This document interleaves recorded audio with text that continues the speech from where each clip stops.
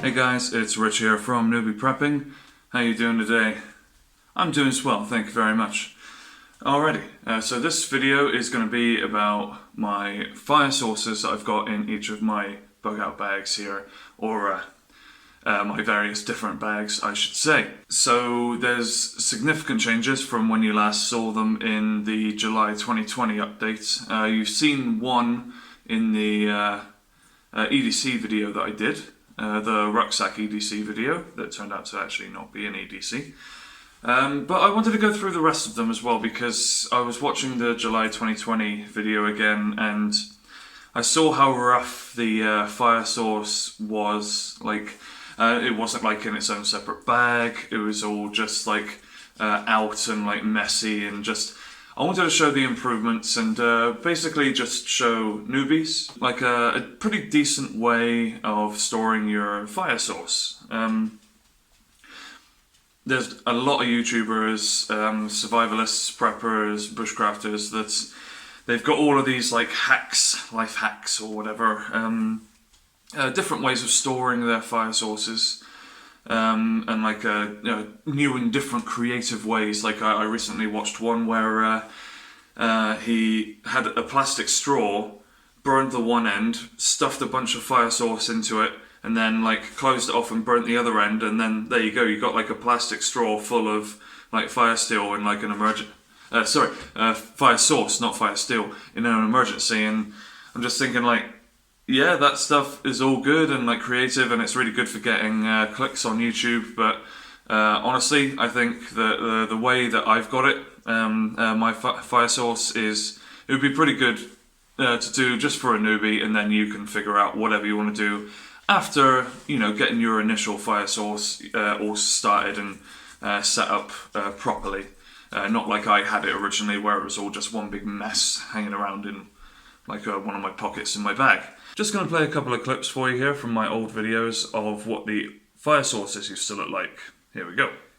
Fire steel, very important. This here is like my fire kit here. Jute wax strips and sticks. Cotton wool, USK survival metal shards. Got my mess tin here with a bunch of cheap tools. Matches, I got firelighters in there, So my main inspiration for how I store my fire source actually came from how I was storing it before in the mess tin. Wasn't a very smart idea having a bag of fire source stuff stored in a mess tin, since usually whenever I went out I would cook food in that mess tin and it would get all dirty, and then I wouldn't be able to clean it properly while I was out in the forest, so I would have to put my fire source bag into that mess tin while it was still like pretty much still dirty or still wet from boiling water, and it was just impractical all around. So now I've got my hexi burner inside my mess tin because they are two pieces of equipment that kind of go hand in hand. I mean, obviously you get your hexi burner, you open it up, and then you put your mess tin on top, put your water in or put your food in, and you start cooking. But that wasn't the only reason why I changed up how I store my fire source. From experience, going out and doing overnighters and going down to the forest and everything, using my fire source stuff, there was quite a few things that I figured didn't really need and was just getting in the way. You might notice that I had quite a lot of matches in that fire source bag. The thing is, at the time, I didn't realise that I would need to focus on getting tinder more than just having matches that produce an instant flame, because what are you going to do with that flame after you've struck the match? You need tinder to light, which then causes a flame, and then you put your smaller stuff on after that, and then that catches fire, and then you put slightly bigger stuff on, that catches fire, and you just build up the fire that way. So I decided to focus more on putting stuff into my fire source kits that produce a flame and keep a flame for a long time, so that you can easily maintain your fire and build it up. You'll see what I mean once I get into it. So these here are my 3 bags, and we're going to have a look at the fire source for each one of them, but we're going to start with my get home bag here. Okay, so this is my fire source kit that I've got in my get home bag. I've got 2 of these things, which are full of cotton wool and petroleum jelly. I've got 4 lighters, Smith's tinder maker, 2 ferro rods up in here, and a waterproof lighter as well, rechargeable. And 6 of these things here, which have 2 light the bag fire starters and more petroleum jelly on cotton wool. As I said before, I focused way too much on having just matches, but the thing is, once you've lit your match, where do you put the flame? So I focused more on tinder this time, which is why I got this Smith's Tinder Maker, because obviously once you've made tinder, this makes like a fine sawdust. So obviously you'd be lighting the sawdust that you've made with the Smith's Tinder Maker, and then putting your small stuff on there to catch that aflame, and then putting bigger stuff on there to catch that aflame, and basically just building up your fire. So that's why you're not seeing any matches in here, because honestly I think that matches they're fine for starting a fire, but they run the risk of blowing out far too quickly. I had a lot of times in my previous videos where I lit matches and they pretty much went out straight away, because even a small gust of wind can just absolutely wreck a match. Obviously there are stormproof matches, and I've got those in other fire kits in my other bags, but for my get home bag, I decided to go with purely just cheaty ways of starting fire, because it's a get home bag, and it's not quite so much relying on primitive ways of starting fire. It's just like, right, I need stuff that can make a fire as quick as possible. But I do have my Smith's Tinder Maker as backup if I do need to go the more primitive route with the fire steels and the tinder and all that. So yeah, this is my fire source kit for my get home bag. Let's have a look at my main bug out bag. This is my main bug out bag here. It's the Viking Patrol Pack Combat UK bag, and on this side you can see I've got a nice big flask here that is chock-a-block full to the top with light the bag fire starters here. Okay, and here we go. So this is what we have here. Now, I don't know if people are going to be scoffing at the fact that I've got these plastic containers here. They don't weigh anything, and honestly they don't get in the way of anything either. So yeah, if you're going to have a go at me about having these like heavy boxes here, don't worry about it, they're not heavy at all.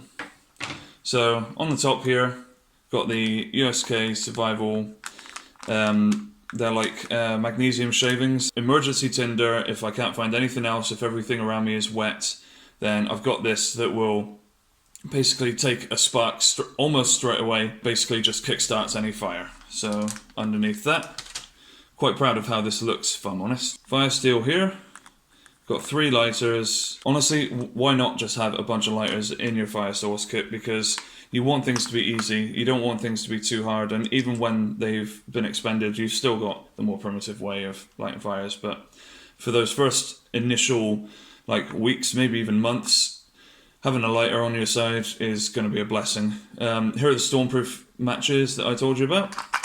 Another bellows there, and then underneath all of this, you've seen it before in my other video, but like it's basically like a container with waxy jute string and like waxy sticks there that you would shave and create tinder out of. Basically that's like a refill for another sort of kit, but like I don't have that other kit, and I thought that this refill, you know, it's good just by itself, so I just bought that just by itself. And honestly, I'm kind of expecting people to say, well, your get home bag's fire source kit is actually way better than your main bug out bag kit. And that's the thing, like my get home bag is going to be subsidizing for my bug out bag anyway. It's not as if I'm going to have one without the other. In an SHTF scenario, if I do need to mix and match, then I can. So I can put that remaining stuff from my get home bag into here, and then I'll have it all together anyway. But for now, the way I've got things set up, it's all for different contingency measures, and this will still start a lot of fires anyway, because there's a lot more fire starters in there than there are in my get home bag. So yeah, the main thing is that I'm able to start a fire primitively. Honestly, all of this stuff here is just to help out in the early days of an SHTF scenario. But hey, the main point of this video anyway is to show how I've gone from having my fire sauce just all splayed all throughout my bag, all loose and away from each other, all now packed into one nice little neat package here that's easy to stow away and easy to find as well. So I'm not like rooting around my bag. Oh, where's my fire still? Oh, there it is. Oh, but now where's my Tinder? You know? So, newbies, take notes. These things I would recommend. Either these things or a waterproof bag. Now we move on to this bag, of which is so huge I've actually had to pick up the camera here. And, well, let's have a look at the fire sauce, which I believe is in this pouch here. Okay, so right on the top here, I've got a bag just full of the Burn the Bag fire starters. Now, this does look a bit messy and it goes against pretty much what I've been saying in this video. But honestly, I've just got these in the bag until I can figure out what I want to do with them or if I'm going to make any new bags. At the moment, the idea is that like these are just spares, but I've got them in my bag just in case we do need to bug out for any reason. Now, because this is my inch bag, my I'm never coming home bag, this is where I've got most of the redundancy items. So basically all of the stuff that I collected, including the matches, which I told you about, I've got them in here because even though I said that I didn't really like matches anymore, it's not as if I'm just going to throw the matches that I had away. They still do produce a flame, which will be invaluable, because even if I primitively acquire sawdust through other means of like scratching certain types of wood with the base of my knife to create sawdust, or sawing a log, which obviously creates a lot of sawdust, this will catch that on fire. It is a lot bulkier than a fire steel, but at least it will still produce a flame. Like I said, it's still it can be considered unpractical because it can be blown out so easily, but as long as you're careful. So yeah, like I said, even though I'm not such a fan of matches anymore, I've still got them in here because, hey, it produces a flame. So and they weigh literally nothing anyway. Nice big bag of cotton wool here. Again, this is more of like a redundancy thing.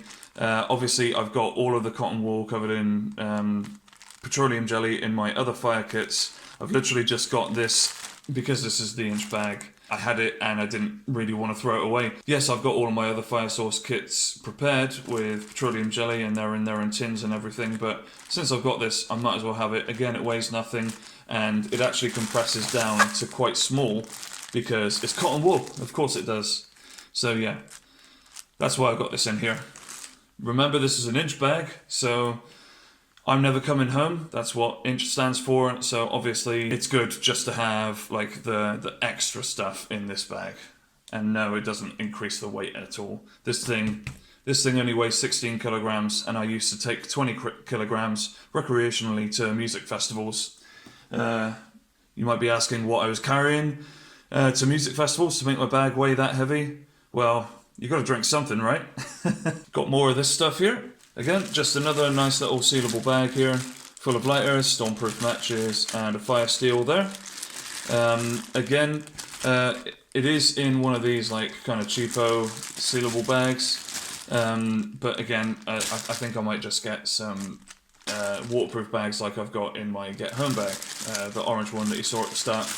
But honestly, this is fine at the moment. A lot of preppers do just tend to keep these sorts of bags anyway because they're cheap and they are still waterproof, so you know they have the mentality of, well, why bother spending more money when this will do just fine. But hey, that was my mentality before, but now I think I'm pretty sure I'm going to get some dry bags. I got these lollipop sticks here, literally just as an emergency tinder, just in case like I can't get anything dry to start the fire with. These sticks would go on top and catch the fire nice and easily. Again, I had them before and I figured what would be the point in throwing them away, so here they are. Again, inch bag. This is all about just having stuff just in case. Oh, and I've got even more here. So far, this probably looks like a bunch of junk to you guys, and probably thinking, well, this is still just a bunch of stuff haphazardly put into your bag. And I say no to that because this pouch right here is literally just dedicated to fire sauce, so it is still all together. Also in this bag I've got this grill here. It's got all of the metal rods on the inside there. You've seen it before in our other videos. It's not amazing, but you know what? Again, I didn't want to throw it away because you can put it together, and even though it did warp a little bit, I mean, it can still work as a grill, and it does still work as a grill, so why not keep it? And why not have it in the fire sauce bag, because then it's all together and then you can just start cooking nice and easily. Here is the Tinder pouch that my friend made for me. I've filled it chock-a-block, full of tinder already. Here is some sawdust that I made with my Smith's Tinder maker. Extremely fine stuff. A ton of triolins here as well. And then here is the stuff that he made for me. It's like child cloth in there. There's a flint from York or Devon or Bristol or something. I can't really remember. Sorry, man. But yeah, the Tinder pouch is full of stuff at the moment. But obviously, once SHTF has happened, there's even a few matches in there. I think he threw those in just to poke fun at me. Just in case I couldn't get the fire going at all, there's the thing of matches there. But yeah, this Tinder pouch, obviously, it's not going to be chock-a-block full all the time because eventually those resources will be expended in an SHDF scenario. But I can go around like a forest and stuff and grab tinder and put this into my pouch because it will be going onto my belt. Yeah, very appreciative of this, and I thank you again, my friend, for making this for me.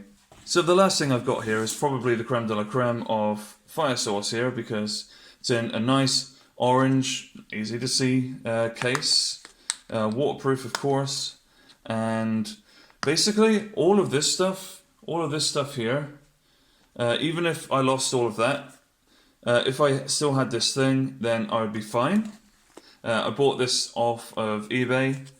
Honestly, if you just search Bushcraft fire sauce, you'll probably find it. It's from the Bath Bushcraft shop. Try saying that 3 times in a row quickly. And there's lots of different stuff for making fire here. 4 different tinders here, cotton wool, and various different types of sawdust there. There's the new gel that the military are using now instead of hexi burners. This stuff burns really well, apparently. Of course, they threw in a trusty lighter. Fire fiber in its own little thing here, as you can see. Tons of jute string here. Another test tube thing, magnesium powder, just like I was showing you before. Another fire steel, of course. A sharpener there, of course, to sharpen sticks. And obviously the shavings that come off them are very fine, and they start fire very easily. More jute rope there. Again, you can fray that, start fire very easily. In the bottom here, lollipop sticks. See, not the only one that's doing it. That is a tip that I learned from Mark, so I'm not going to take credit for that. And here is some fat wood that they've included as well. So yeah, honestly, this kit here, it's like a dream kit. To have it all in such a nice little package here is absolutely fantastic. I would recommend you're looking into buying this package and just having it with your fire kit. Honestly, this is the main part of the fire kit here. Everything else just kind of goes with it, which is why it looks kind of so messy. Whereas the point of this video was to show the developments of my fire kits and how they're not quite so messy anymore, but looking at this now, it does actually look kind of messy. But again, like I said, this is all to subsidize like this thing here, which is like an all-in-one thing. And I can't remember, maybe it was like £20, which some people might think is expensive, but to have it all in one place and all collected there for you straight away is fantastic in my opinion. Alrighty, so these are my fire kits right here. Again, my fire kit for my inch bag, fire kit for my get home bag, and my fire kit for my bug out bag. And even as a small bonus here, here's the little fire kit that I've got for my EDC. It's the Bath Bushcraft shop pocket fire kits. There's a lot of stuff in there, nice for a little EDC that I would carry every day. Everyday carry, it's kind of in the name. But there we go. And once again, I'm just going to say, All of the firelighters and the petroleum jelly covered cotton balls, all of them are to subsidize for making fires in a more primitive way. Even though I've got all of these firelighters here, the burn in the bag firelighters, they're purely just for emergency because I would be focusing on using skills to create a more primitive fire. But honestly, I think that having all of this stuff, especially recreationally, for when you're going out doing overnighters for fun, really great stuff to have, especially if you find it difficult making a fire, which, being a newbie, if you are a newbie, it might be quite difficult because, hey, I sure as heck found it difficult. But yeah, hopefully you got something from this video, some sort of idea on how to tidy up your fire source bags, fire source pouches, and maybe even some tips on what to buy. Because I honestly believe that this is all great stuff, especially the Bath Bushcraft store orange brick that I've got in there, that's just chock-a-block full of stuff. Yeah, so there you are. Newbies, if you want some fire source stuff, I would recommend getting everything that I've shown in this video. Alrighty, well, thank you very much for watching, and I'll see you again later. Bye bye.